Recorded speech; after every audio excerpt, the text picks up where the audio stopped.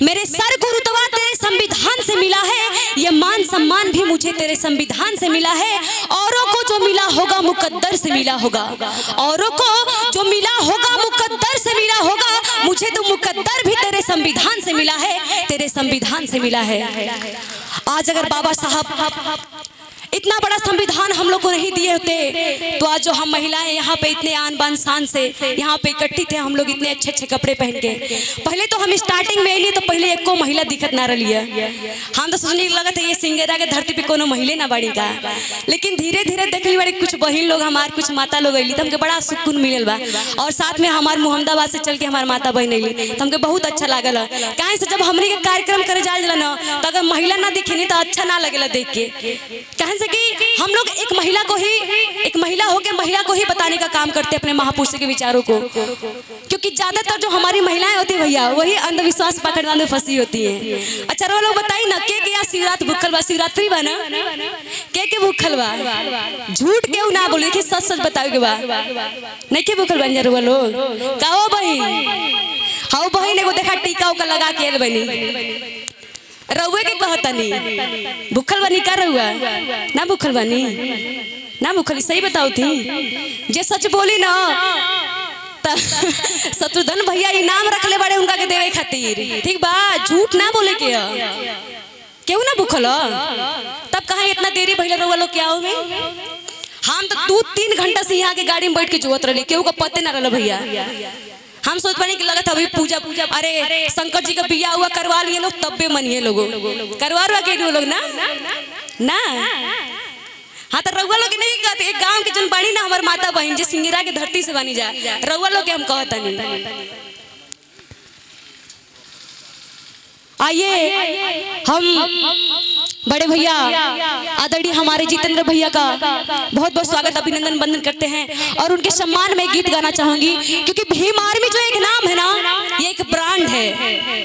हर वो एक जगह जाती है जहाँ पे कोई भी घटना होती है, हमारे बहन बेटियों के ऊपर अत्याचार होता है तो सबसे पहले वहाँ भीम आर्मी पहुँचती है। तो भैया के लिए कहना है कि कदम ऐसा चलो कि पहचान बन जाए, काम ऐसा करो कि निशान बन जाए। कदम ऐसा चलो कि निशान बन जाए, काम ऐसा करो कि पहचान बन जाए। अरे जिंदगी तो सभी लोग जीते हैं, जिंदगी तो सभी लोग जीते हैं, मगर जिंदगी ऐसा जियो कि मिसाल बन जाए, मिसाल बन जाए। आदरणीय बड़े भैया का बहुत बहुत स्वागत अभिनंदन वंदन करती हूँ मैं।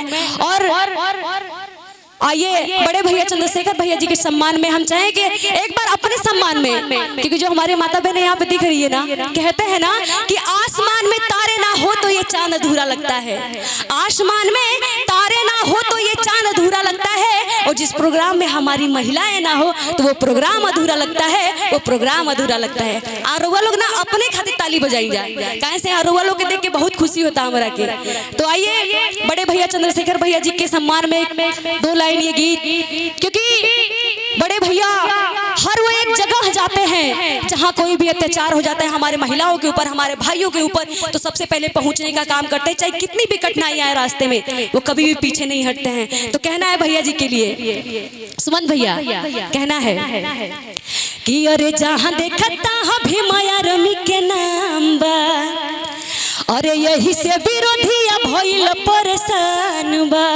देखा तानी ना जब भीम आर्मी का लोग नाम सुने ला करे के अरे क्या कर नाम तू ले लू।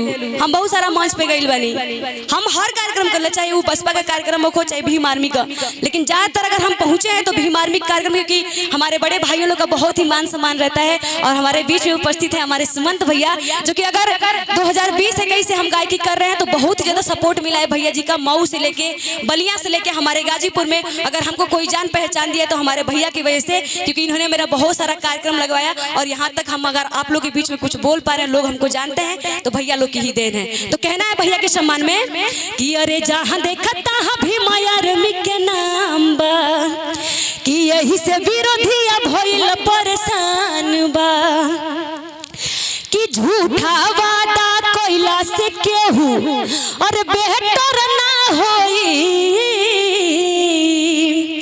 और झूठा वादा कह के केहू आगे बढ़ल बास तक का जी रउआ लोग बताई ना ना। तो कहे के बा कि झूठा वादा कोइला से केहू बेहतर ना होई, ताली बजा के वो लोग के साथ होगा, ठीक बा। तो नेता के तनो केहू बनी बाकी चंद्रशेखर ना होई हो, नेता के तनो केहू बनी बाकी चंद्रशेखर ना होई। और देखिए आदरणीय हमारे बड़े भैया ब्रिजेश भैया जी की तरफ से मैं हजारों हजारों का धमदान और आदरणीय परम श्रद्धेय संतोष राजभर जिला अध्यक्ष मंडल अध्यक्ष राजभर समाज से हमें ये हजारों हजारों का धमदान प्राप्त हुआ। मैं दिल की गहराई से बुधाई सादर जय भीम करती हूँ।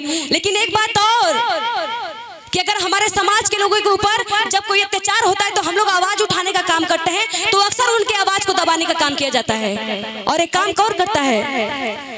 और देखिए आदरणीय हमारे बीच में उपस्थित हैं संजय सर जी, जो कि हमारे जखनिया में हमारा मुलाकात हुआ था आपका सर। आप एडवोकेट संजय भैया जी हैं। बहुत दिल से आपका नमो बुधाय सदर जय भीम करती हूँ। और हमारी मौसी जी की तरफ से मैं इतना मान सम्मान दिया गया, मैं दिल की गहराइयों से आपका आभार व्यक्त करती हूँ। लेकिन कहना है कि जब हमारे समाज के ऊपर कोई अत्याचार होता है तो हमारे भाई लोग जब उनको हक अधिकार दिलाने का काम करते हैं तो लोग उनको पीछे गिराने का काम करते हैं, अदर समाज के लोग अक्सर करके। तो कहना है कि जब आंदोलन कोइले तो जेल गइले, कि जब हक अपन मांगले तो गोली खोइले। अक्सर होता है कि जब अपने हक अधिकार के लिए हम लोग लड़ेंगे तो हम लोग को पीछे किया जाता है। बाबा साहब ने भी कहा था ना कि लड़ना है तो पढ़ना होगा और पढ़ना है तो लड़ना होगा। लड़ना है तो पढ़ना होगा, पढ़ना है तो लड़ना होगा। अरे किताबें तो बहुत सी पढ़ी हमने, किताबें तो बहुत सी पढ़ी हमने, लेकिन अपने हक अधिकार को लड़ने के लिए संविधान को पढ़ना होगा, संविधान को पढ़ना होगा।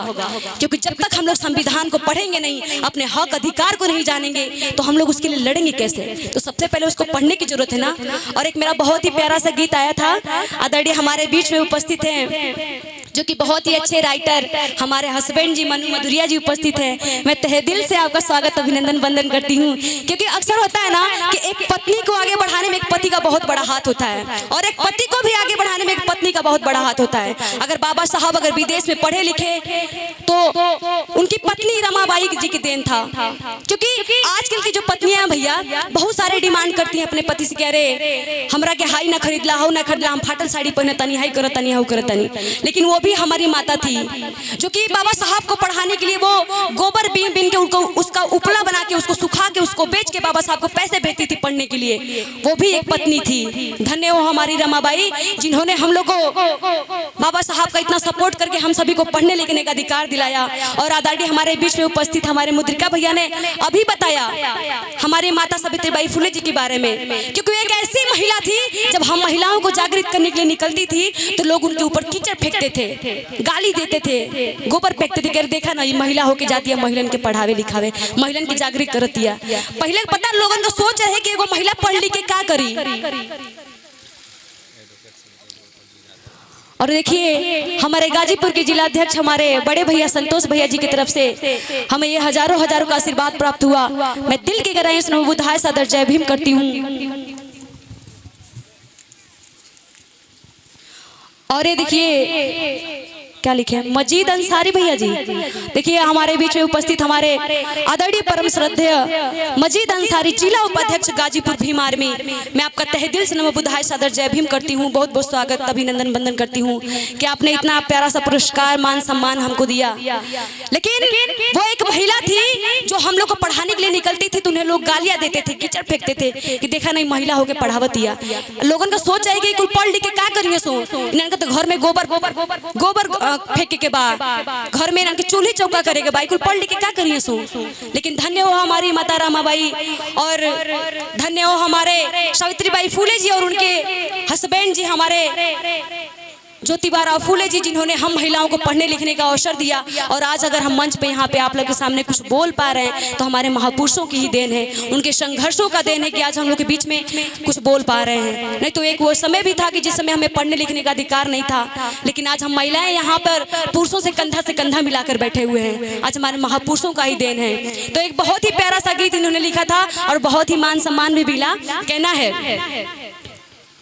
कि अरे रोहित न संविधान तो नीलाम हो जइबा, नीलाम हो जइबा।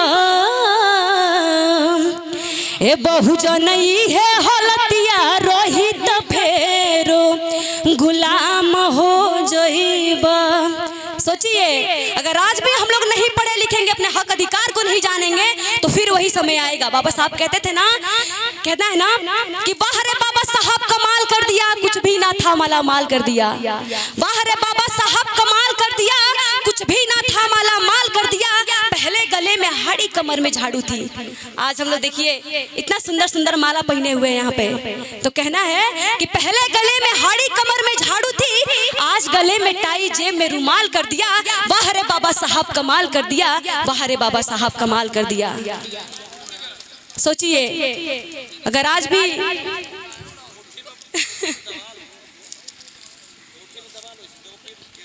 नहीं,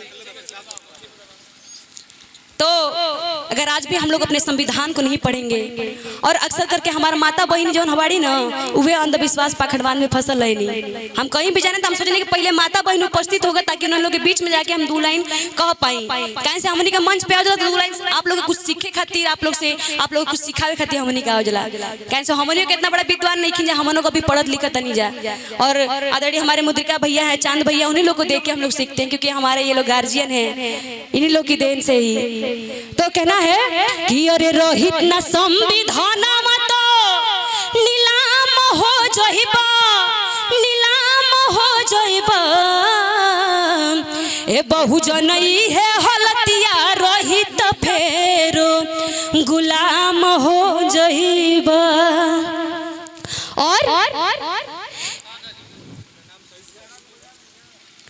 और देखिए आदरणीय हमारे बीच में उपस्थित परम श्रद्धेय हमारे बड़े भैया विनय कुमार, जिला अध्यक्ष आजाद समाज पार्टी भाईचारा कमेटी राजभर समाज की तरफ से ये हमें 500 रुपए का आशीर्वाद प्यार दुलार प्राप्त हुआ।